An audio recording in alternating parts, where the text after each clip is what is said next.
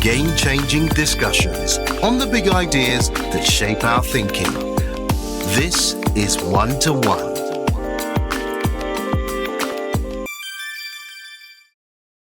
Sam Olu Faleye is the founder and group CEO of Saglev Incorporated, Nigeria's first electric vehicle manufacturing company, pioneering clean mobility in West Africa. A doctor by training and health informatics researcher, he's a vocal advocate for sustainable transport in developing and emerging economies. Dr. Faleye, welcome to One2One. Thanks, Dr. Shitabe, for having me. It's a pleasure. A real pleasure. Right, so you are chairman and CEO, Saglev Incorporated. Yes. Delaware Incorporated, yes. Electric vehicle company. Yes. Focused on distributing, assembling, and manufacturing electric vehicles for emerging markets. Yes. You oversee currently your Ikorodu assembly plant yeah. in Imota. In Imota, Ikorodu. Absolutely. The first plant, I believe, in sub-Saharan Africa dedicated solely to electric vehicle assembly. Yes. Wow, amazing. I happen to know, of course, as the whole world knows, that you trained originally as a medic. You're board certified in internal medicine. Yes. So I'd like to begin by asking you, who is Sam Faleye really, and how did you get into this? Well, honestly, I'm just the guy that grew up in Mafuluku, Oshodi, got into university after a little debate, should I be an engineer or a doctor? Of course, my dad, in his own way, wisdom, settled it, and I became, a doctor, 91, University of Ilorin, the real UI. Well, but Some might disagree. So maybe a lot of people disagree, but it is what it is. But then I ended up in the United States with my family. My wife is also is a dentist, an orthodontist, University of Ibadan, the other UI.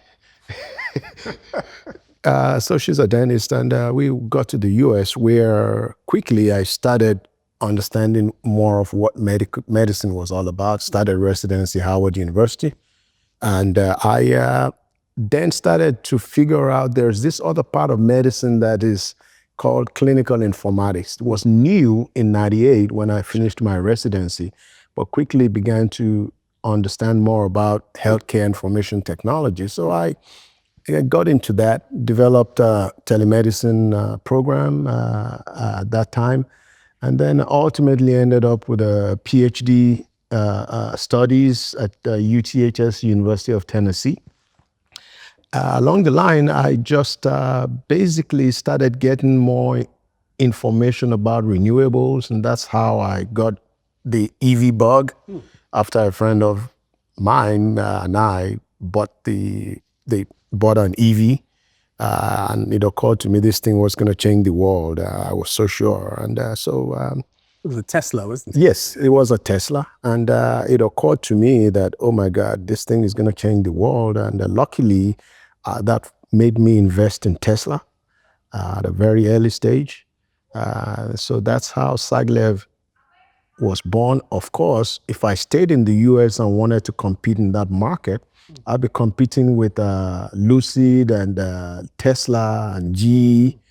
But it occurred to me nobody was paying attention to the emerging markets. Yes. And of course, the story in Africa is not just social consciousness and greenhouse gas reduction. It is very much economic viability and people making a living. Absolutely. Yeah. So that's how I got to this point.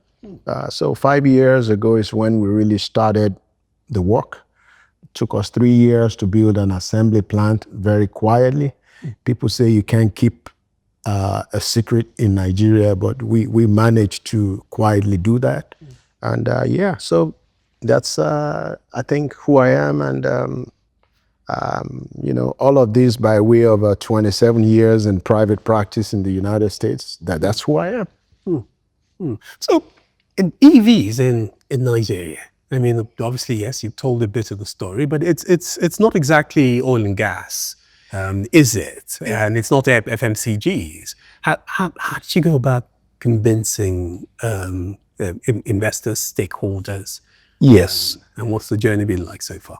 So the journey has been very interesting. When we started out, we actually made the choice not to continue working with VCs because, of course, the actual value of what an EV company in Nigeria is was not known, right? So we just went and started working with what we had. Sure. Now, this was a problem that was sort of automatically solved. If you remember, prior to, say, 2023, 1 liter of petrol in Nigeria would be about 180 naira a liter. In Ghana, Cote d'Ivoire, you're talking the equivalent of 1,200 naira. Sure. So those economies were very serious about EVs. Yes. They still had all the problems we now have. But then, when the fuel subsidy was removed, right, Nigeria's economy was almost thrown into, as you remember, there was but again, at that point, internally, we had modeled that EVs would be viable right about 450 naira a liter. Well, it was already over 500, which told us, well, we were building an assembly plant in Ghana. We said, well, in the first place, this was the primary market, the biggest market. So we simply fast-tracked our plans. So in Nigeria. Now, going back, people do not realize how viable EVs are because we were buying very, very cheap gasoline, petrol. We didn't realize that. It's what we thought the price was. Subsidy was a way of life. Yes, it was our way of life. However, let me quickly point out a few data points that would drive the point home. So today, if you are a ride-hailing driver and you drive, say, a full-size, mid-size sedan for your business, you would spend 20 to 35,000 naira a day for petrol for your 180 to 200 kilometers you drive for that day. That's a lot of money. Now, if you're working 26 days a month and you're a full-time Uber driver, you simply cannot make a living because you have to make all that money, maintain your car, sure, and before you take any money home to your family. But if you're using an EV, it costs you no more than 5,000 naira. So the data is very, very stark, right? 5,000 naira. 5,000 naira. Break that down. Okay, let me break that down.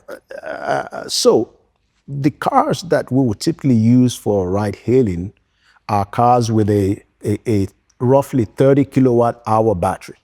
Now, if you live in Band A, Victoria Island, Ikoyi, you pay 225, right? So 225 times 30, you're talking 6,000-ish. Yeah. Now, we spent a lot of money actually paying Uber drivers collecting data for almost a year and a half. I see. So this is how we know this. And we know that the average driver doesn't drive more than 200 kilometers. That's this rare superhero Uber driver would do that. So that means your actual cost of power for that day is about 4,000 naira, no more than that. Now, the EV itself, there's no oil change. There's 50 to 60% less maintenance because you're talking 40 moving parts versus 4,000 internal combustion. Sure. The data is really stark. So that's where those numbers come from. By the time you add the cost of lower maintenance, power, you find out that if you bought a 15 million naira 15 million naira used car, or you bought an EV, By the 15th month, you spent the same amount of money. Sure. So the data is actually very stark. Now, worldwide, people already know that an internal combustion car is too expensive to use in ride-hailing. So to us, the message is very economic. Now, the reason you stay on the island now and call an Uber and it takes you forever is because so many Uber drivers have left the business. It's cost. It's just as simple as that. So it's an economic, and that is what is driving the adoption. We have well over 80 ride-hailing drivers waiting for EVs now. The problem is, how do we get financing for them? So now we're talking to the banks and making them understand this is a very viable business. This is what you have to do to make sure they don't comply. But I'm going to take you back real quick. The president of the African Development Bank at the AIF forum in Rabat, December 2024, said that it's unfortunate that the rest of the world don't realize that loan defaults are actually lowest in Africa. In Africa. But you would think the whole world, you think it's, so this is what we're telling the banks. Let me tell you, when you inject an EV into the life of, and I like to use those words, you inject an EV into the life of a ride-hailing driver now, that is his most valuable resource. These guys are not playing with this piece of equipment. Absolutely. They will pay, and our own model tells us that these drivers will make anywhere 120 to 150,000 naira. Because what people don't understand is a hardworking Uber driver, hardworking, can make 80 to 100,000 naira a day gross. The problem is, that's revenue. Yes, revenue. The problem is they're spending all this on a high maintenance cost of an internal combustion car, as well as spending it on gas. Even when they switch to a CNG vehicle, you find out that they're still driving an internal combustion engine car. So the cost of maintenance doesn't drop. Even if your fuel cost drops, you're still kind of in the same ship, in the same boat. And there is this rumor out there that electric vehicles are expensive. That is a situation that is unfortunate because it's not particularly true.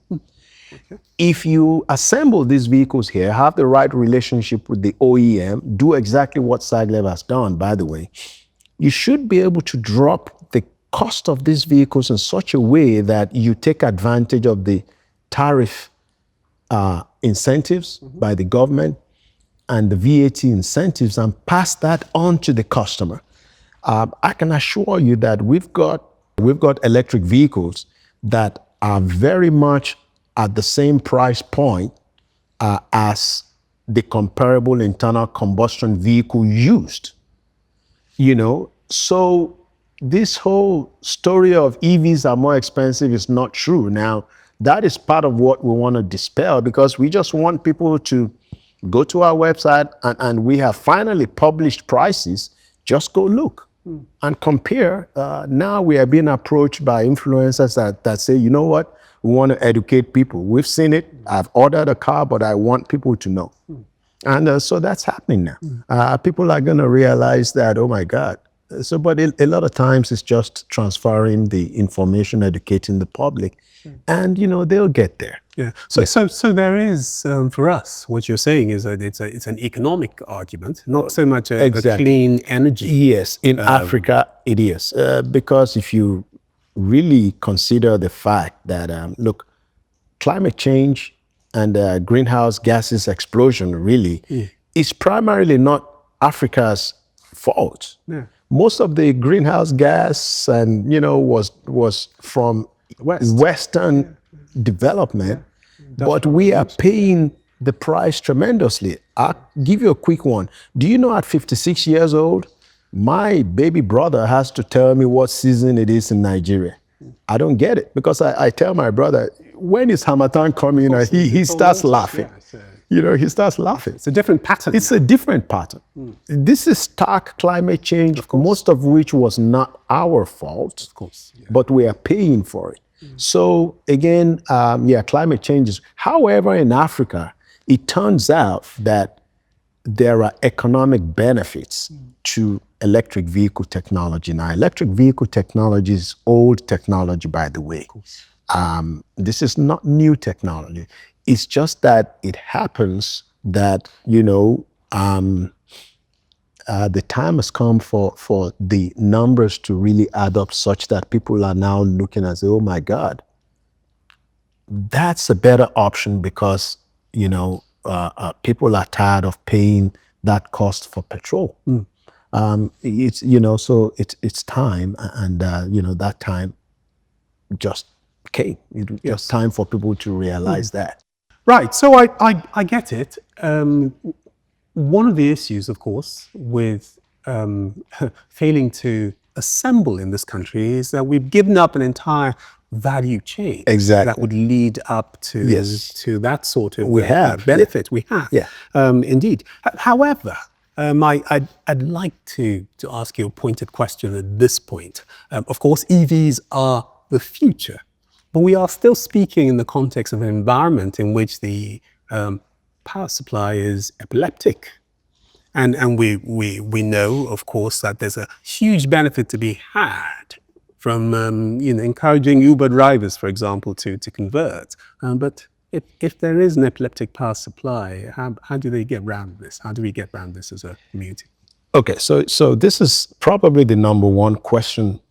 And thinking about it, I am a little surprised, but again, this is part of educating people. So I'll drop a few data points.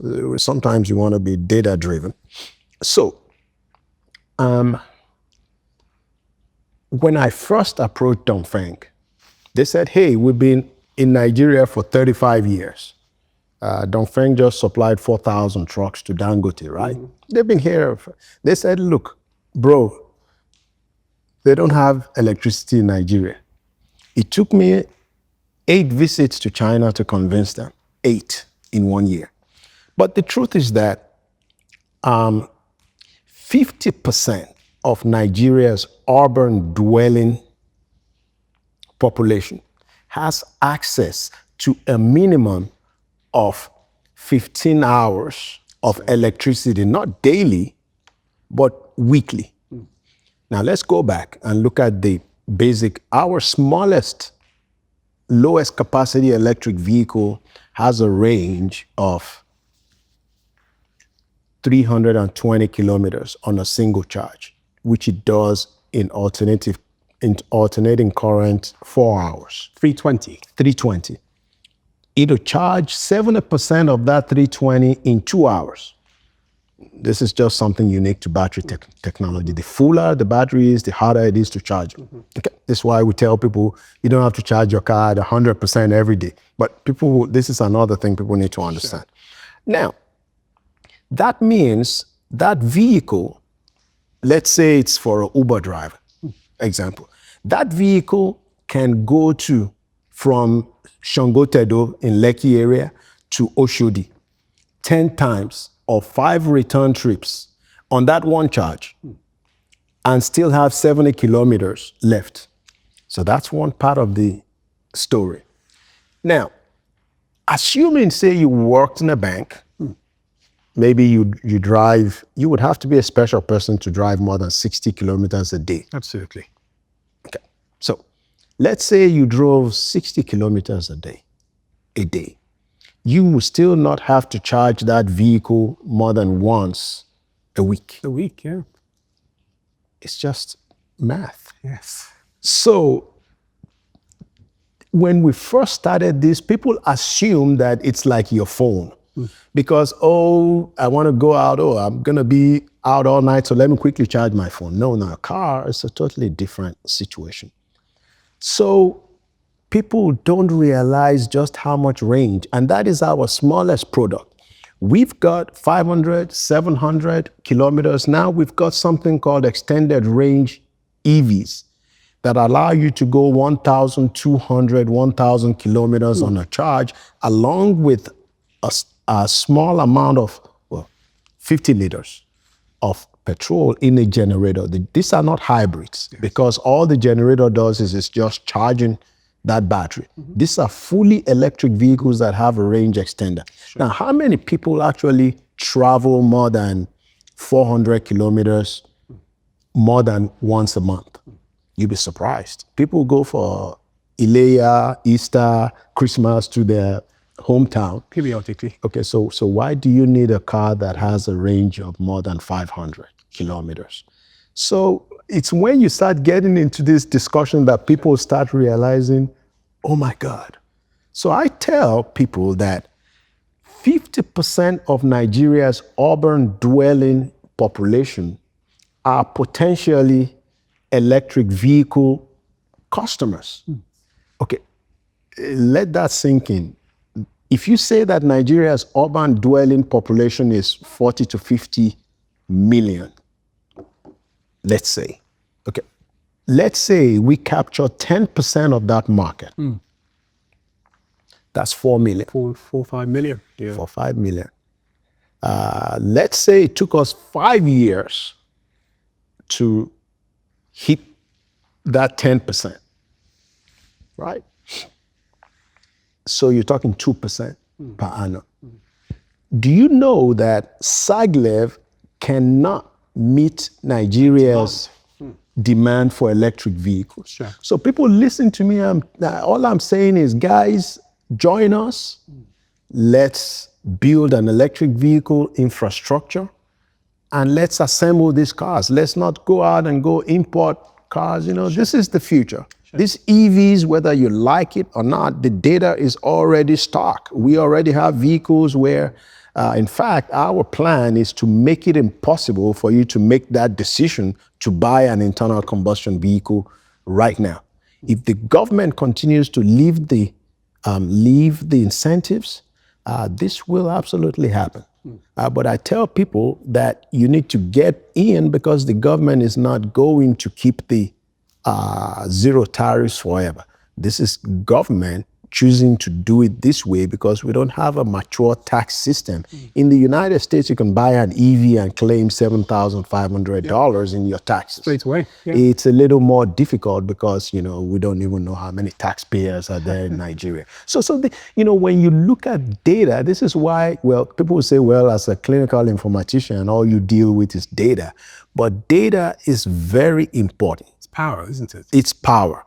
Because if you want to be data-driven, data doesn't lie. Now, if you make the wrong conclusion with the right data, guess whose fault it is? Your fault. Yes. You came to the wrong conclusion. Yeah, but this is the data. This is what we're looking at, is how many Nigerians can literally are already electric vehicle customers. It's actually stark. Yeah, so the evidence is there, it's stark, the capacity is there. Yeah. Whether or not you reckon with an epileptic car supply or even traffic jams, which might be other argument that people may make. Yeah. But the capacity certainly is there. Okay. Capacity is there. Nigerians will tell me, how come we don't charge the vehicles with only solar power? Right. And the same message is, I'm like, listen, you want to tell time, right? You want to produce power cheaper and drive this EV, right? Well, why do you have to charge it with solar? Because you're talking, batteries are very expensive. It's a matter of, if you're driving a bus, for instance, that bus, pretty much the time you need that bus is the best time you could charge it. So that means you have to trap that energy during the day and store it. Well, it turns out the critical thing you need in charging from solar is battery storage. Well, guess what? Battery storage is very expensive. You're talking anywhere, maybe in China, $120 per kilowatt. In North America, $300 to $400 per kilowatt. So which means 100 kilowatt of battery storage is going to cost you somewhere around $30,000. Okay, so battery storage is the game changer. Of course. So again, I tell people, look, okay, why don't you buy a generator, burn 15 liters of fuel for just 1 hour, charge your bus.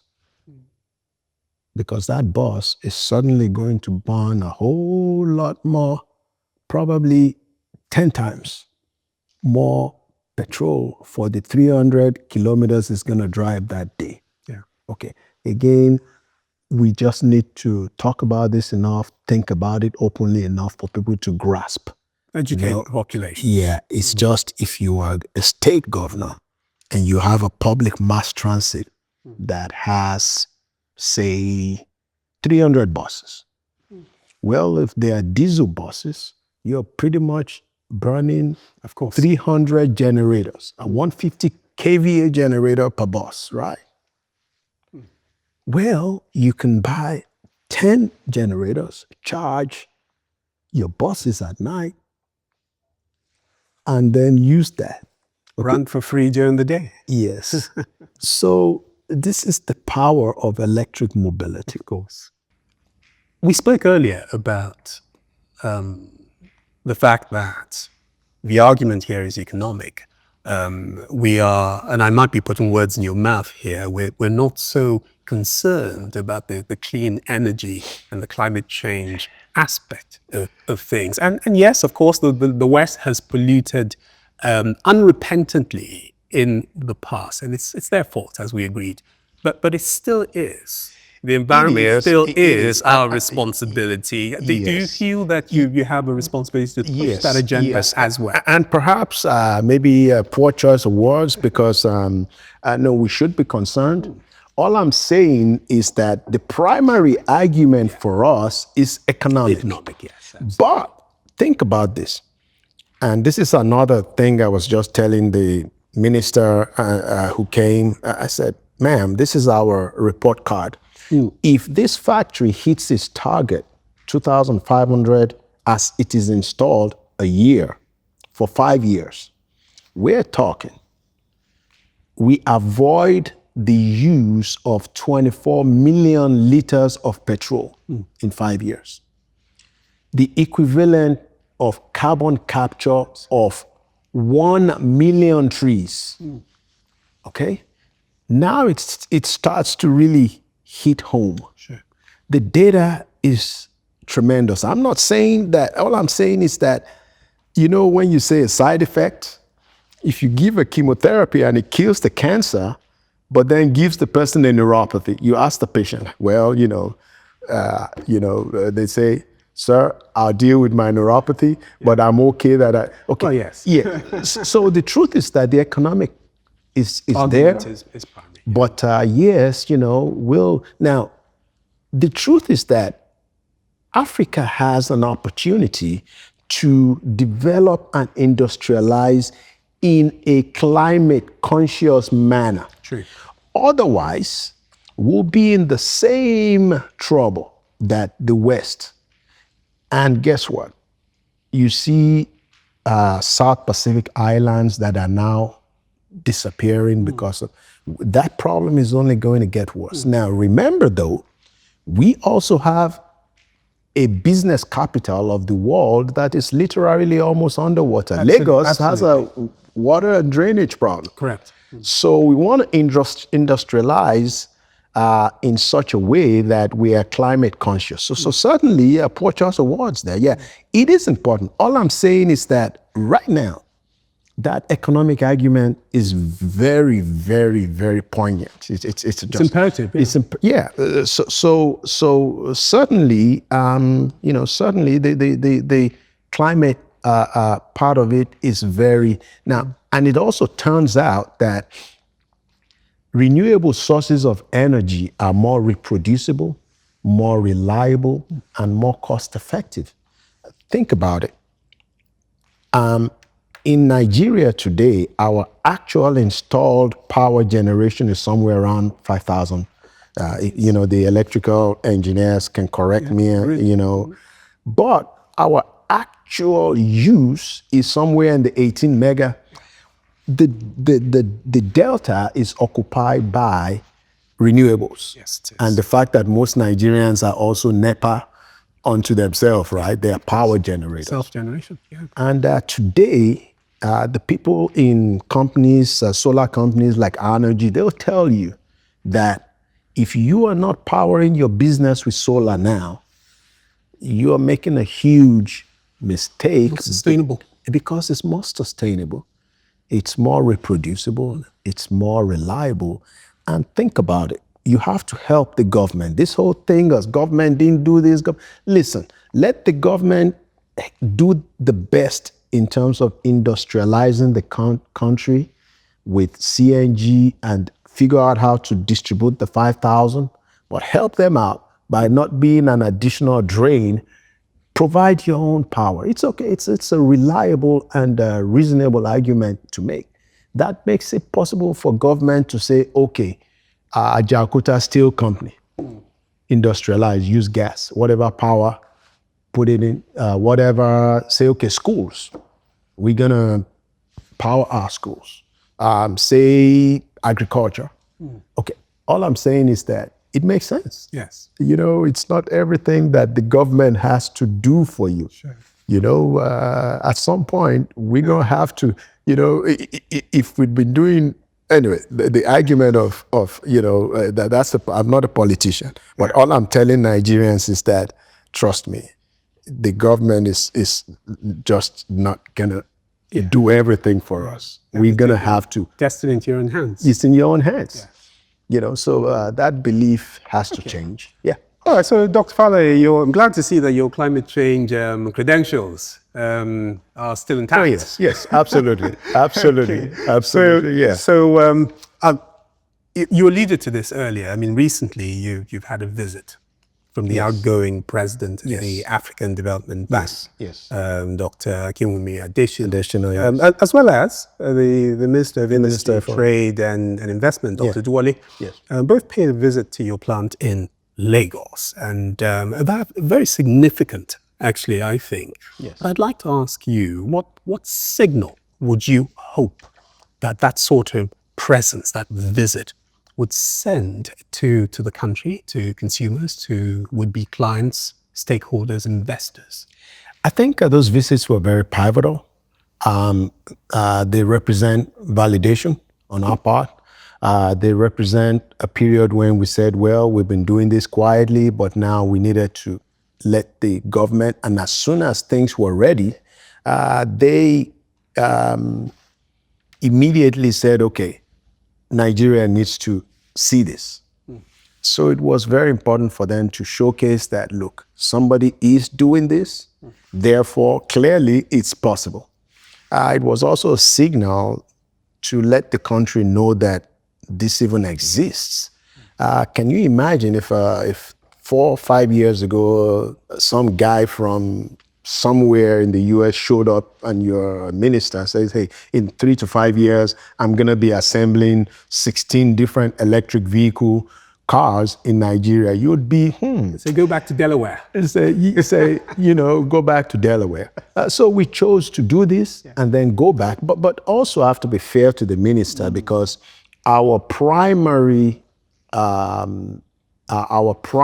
agency that regulates automotive manufacturing is the NADDC. It's right a parastatal under her. So without the NADDC, we would never have been able to do this from 5 years ago. So it's not like she woke up one day and said, okay, now, no. They've been involved. They've been helping us. They've been encouraging.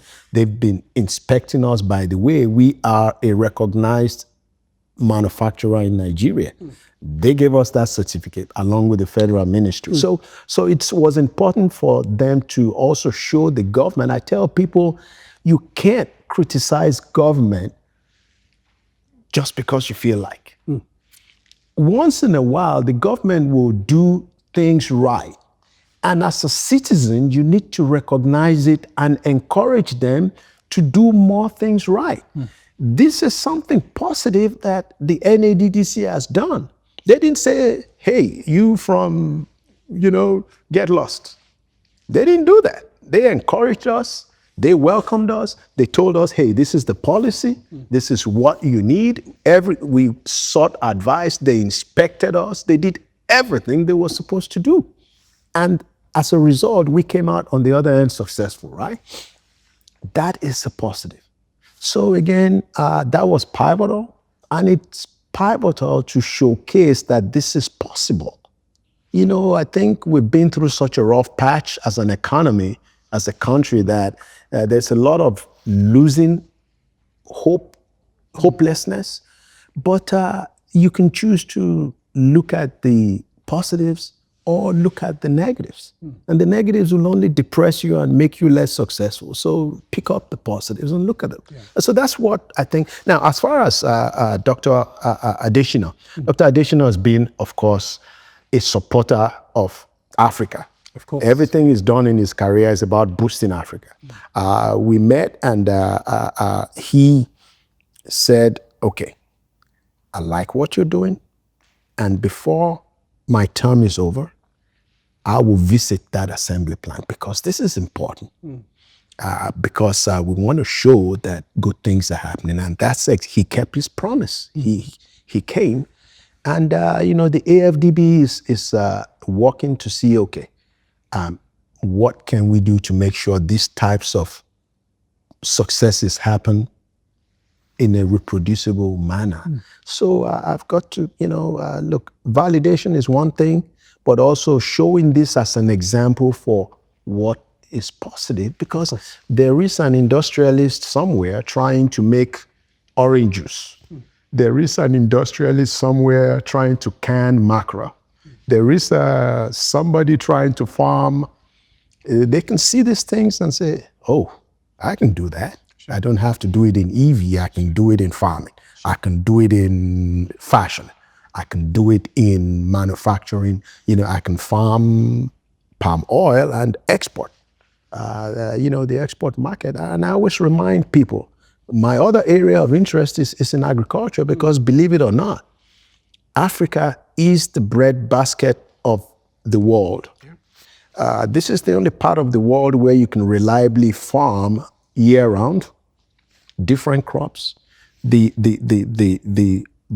earth here is naturally fertile. It has not been abused. It's very fresh.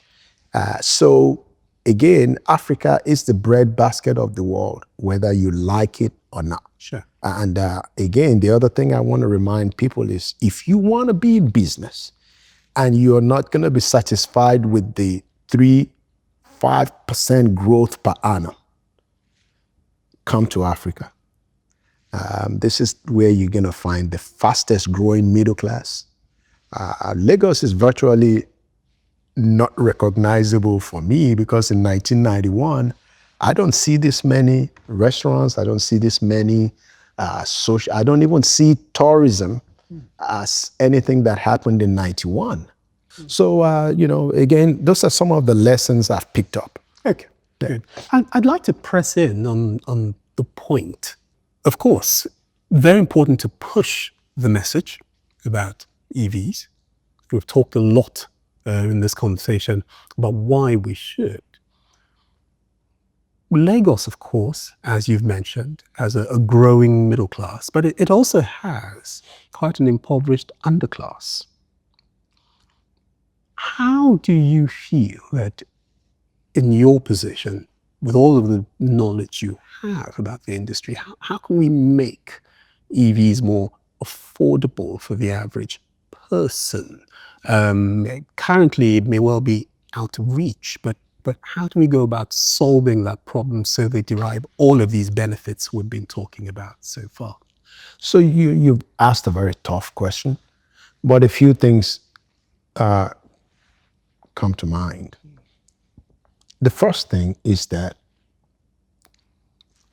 the EV itself is an opportunity to employ people. So there's that opportunity. But when I think about the EV, I like to think of the EV ecosystem, because the electric vehicle itself is probably 20% of that. So here we go. The EV, you need people who are going to charge EVs. That means you need to train people who are going to install course. You need people who are going to man the charging stations. You need people who are going to teach other people how to install that, how to even manufacture. So now you're going into education. On top of this, you now have entrepreneurs who are going to start charging centers. Do you know that today one of the fastest growing businesses in our ecosystem is actually electric charging? That already tells you that people understand where things are going. It's electric mobility. Today, the fastest growing part of our ecosystem is in two-wheelers and three-wheelers. We just as a company have chosen to manufacture the battery electric vehicle for four-wheeled cars. Yeah. You're talking about the Kekena Pep. Yes, that's the huge, because that is so easy to implement, it's so reproducible, and it's so cost effective. Now think about how that is going to influence produce transportation in the rural areas. A keke, or you can, you haven't even touched the manufacturing of those kekes. And so again, I like to talk about this in terms of the EV ecosystem. It turns out that electric vehicle ecosystem is actually good for the economy and good for jobs. So the truth is that how can you move people higher in terms of their socioeconomic status is jobs, and give them ability to afford more. The EV ecosystem, just by default, brings all that because there are jobs. Yeah. It's just as simple as that. Now, think about it. Look at these things they call koropes, these small little cars. Can you imagine if you're able to there is a technology called low velocity EVs. These are electric vehicles that fall in the place between the EVs and, the kekes. Therefore, their vehicles lower. Now, in the first place, why would you be in Lagos and be dreaming of going more than 70 kilometers an hour? Right? You're not going to go faster than that anyway. So can you imagine if you're able to start converting those koropes to a low velocity EV? I know of a company that's focusing on that. Exactly. And to me, that's a way of instantly democratizing the uptake of EVs. Yes. Why isn't Saglev thinking about that? Well, the truth is that, we really started doing this. We felt like our key competency was in the actual cars. First of all, before we even thought about this, there were people who were already in Africa generally, in the 2- and 3-wheeler space. You've heard of Spyro, Max E. Those guys already have that area, and they were doing a good job. So there was no sense in us reproducing. That is one arm. But at the end of the day, there is 750,000 used cars coming into this country every year. And we just felt, well, listen, this is the difficult part. What we do is the hardest part, because it's technically you need a partner that would back you up. It's much more expensive to do what we're doing. So we just thought, okay, look, everybody can attack the 2- and 3-wheeler. This is our area, and we're gonna attack it. Of course, it came with more doubt because people said, you know how much money it's gonna cost you, but we just kept until we arrived at where we are today. So that's just it, but there are people who are doing a fantastic job in the 2 and 3, EMVC. It's another company that comes to mind, doing a fantastic job. So, again, it's just what we thought was our key competency is the actual 4-wheeler battery electric vehicle space. Yeah. And I like the fact that you speak in terms of the EV ecosystem. And no doubt, so you've made the point that it's potentially a boost for the economy if we can get that right. And we're already beginning to talk about the various sections that connect into it. You may not be focused on the Korokways and core, but there are those who do it. But you're doing the heavy lifting on the four-wheeler. In a sense, In a sense, I get that. But what that does, of course, is that it puts you in the perfect position to advocate on behalf of this industry, this move, in terms of both, and you've made these points, the economic argument as well as the climate change argument. So will you be at COP30 in Brazil in that case, or is it not so much of an issue? The truth is, I have not made that decision about COP30 because the truth is that, I am not I just prefer to do rather than to speak. Those four are for a lot of speaking, and I get bored. I was at COP28, but I don't think that was so long and so boring. But having said that, though, unbeknownst to most people, there is a Electric Mobility Promoters Association of Nigeria, and we all advocate together. There are bodies that so these organizations of advocating together are already being formed because we realize that we have to co-promote this industry together. We will always advocate. The thing that strikes me, though, is this is not a case that needs a lot of work. It's just you need to draw people's attention to it. Most people have heard of these things. Most people today have heard, why is an EV less expensive to maintain? People are hearing these things. It's just a matter of time. Yes. Within the last 6 months, we've heard, and by the way, we have people who are ordering cars. So, of course, so again, I think it's just a matter of time. It's a blessing to come from medicine and contributing another. So again, I think it's just a matter of time. The good thing is, the EV ecosystem affects a lot of other ecosystems. Listen. Of course. We're making progress. That's all I can say. And, Rome wasn't built in a day. Yeah. The thing that keeps Rome there today is that Rome kept building. They didn't stop. Absolutely. They just kept, So as a result, so again, we're building. The ecosystem is there. Whatever challenges and the problems we see along the way, we address them conscientiously, ethically, openly.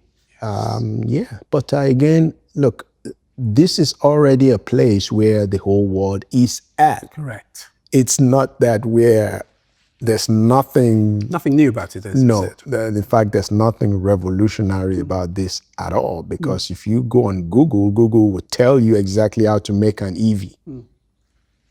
There's nothing new about this. Yeah. Absolutely. And we are talking about the wider economy, after all. So I'd like to press in and talk a bit more about you, Dr. Sam Faleye. Yes. You function in 3 distinct areas. Healthcare. Yeah. You're trained medic, board certified in internal medicine. Real estate. You are, of course, I found out, a farmer as well. a prospective farmer. Okay. And now EV manufacturing. Can you talk about how perhaps you learned to cultivate the synergies between all 3 and what it has required of you in terms of training and character in order to function successfully across all of these and to make them all run successfully for the benefit of the economy and yourself? Well, I think one has to remain inquisitive. You have to want to learn. I don't know of many doctors that are not like that, which you well know, because if you're not willing to learn in medicine, you're going to die off, right? You'll be totally useless to patient because there's new information, new studies that are disproving what we thought or proving or telling us what's new. So being inquisitive is very, very, very critical. But then in terms of just farming, I think I've always had this idea that agriculture was an area that Nigeria neglected for petroleum. I'm not sure how much, and I've read this, how much petroleum was really a blessing for Nigeria. That argument is still, is still being made. But I was, in thinking about this and in just really starting to be in Africa more over the last 5 years, I met a fantastic man, Dr. Bello, who is the chairman of Shinebridge Global. Dr. Bello is one of the top specialists in starch worldwide. This is a man who has a doctorate degree from, I think it's Texas A&M, stand to be corrected, who has worked for the top food companies in the United States and is back here now. I called him up, emailed him. I'm like, I see you, talking about agriculture. Tell me more about this. And that's how I made the connection with him. What he's thinking about doing is using cassava starch as a replacement for corn and potato starch worldwide. And this, it turns out, is a very critical strategy because Nigeria is probably the top cassava producer worldwide. Well, in talking to him, I'm like, well, Dr. Bello, I'm really thinking about investing in agriculture, but I don't know how to do this. He said, okay, son, relax, we'll bring you along. So as a result, I basically became a shareholder of sorts, invested with them. And there's a lot going on in that realm. So what I'm doing is not because I know anything about farming, it's just because I had the interest. So I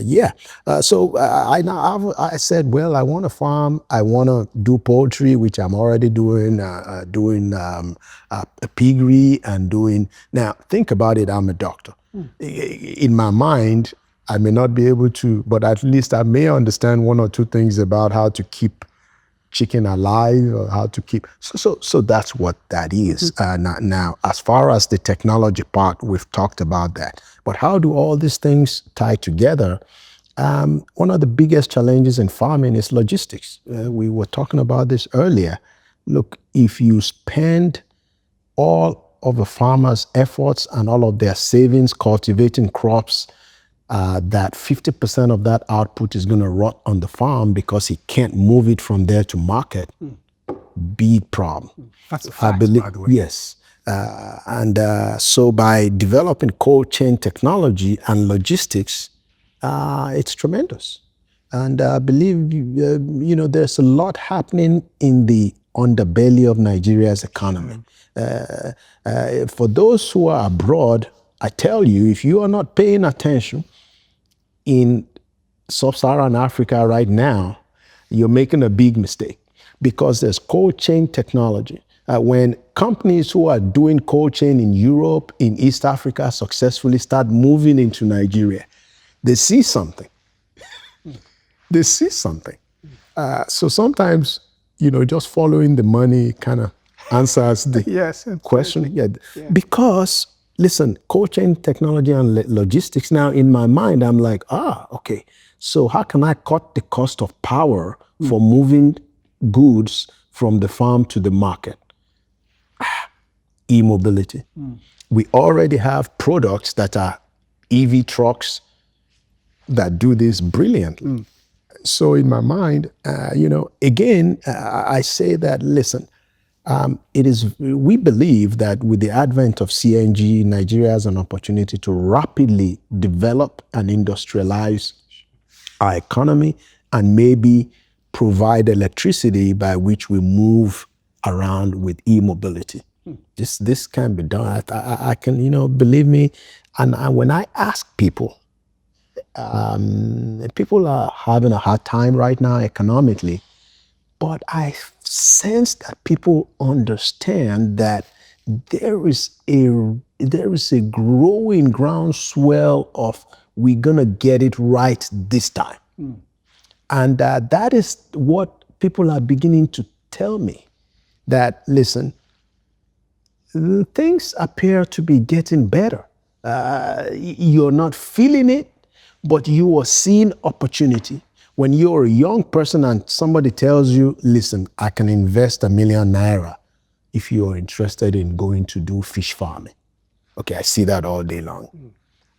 Go to YouTube.